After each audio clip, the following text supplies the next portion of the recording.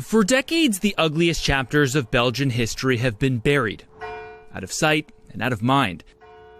Like this century-old burial ground just outside Brussels, containing the remains of 7 Congolese. Dignity in death was not a luxury these people received in life. They were brought to Belgium to be put on display. It was basically like a human zoo. I mean, daytime they had to do row races on the lake, and the women had to cook. And basically Belgians came and looked at it. It was pure racism. That human zoo was commissioned by King Leopold II in 1897. The killing of George Floyd in the U.S. has opened an old wound in Belgium. King Leopold made Congo his own personal possession, sending troops to pillage the ivory and rubber by enslaving the local population. Those who fought back paid with their hands, feet, or lives.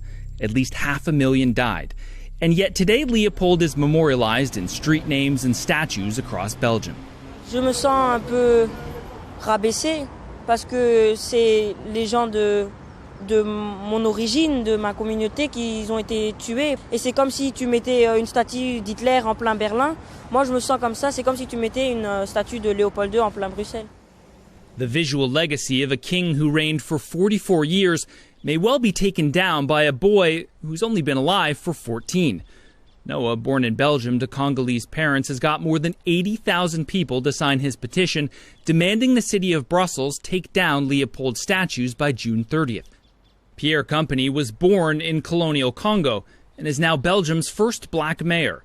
He thinks correcting Belgium's problems with racism start with a proper education about the past. Si les enfants en Belgique avaient étudié l'histoire, et l'histoire bien écrite, je crois qu'aujourd'hui on ne serait pas avec tous ces problèmes. Si ton arrière-grand-père était de ceux qui étaient là où l'on a coupé les mains, tu ne vas pas commencer à crier mon arrière-grand-père l'a fait. Vandals have already torched a Leopold statue in Antwerp, taken a sledgehammer to a bust in Brussels, and dumped paint on another outside the African Museum, which still houses artifacts pillaged from Congo. Director Guido Gracile spent half a decade scrubbing its colonial image, but he may soon have a new headache.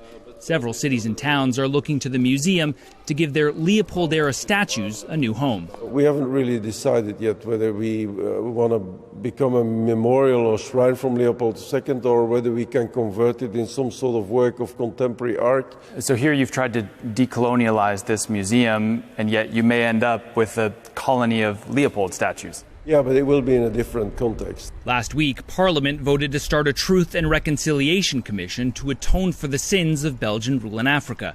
But in response to Noah's petition, the Brussels mayor says he doesn't have authority to remove any statues. Allez, en enlevant la statue, on n'enlève pas l'histoire. Et je trouve que c'est pas les statues qui doivent enseigner les personnes.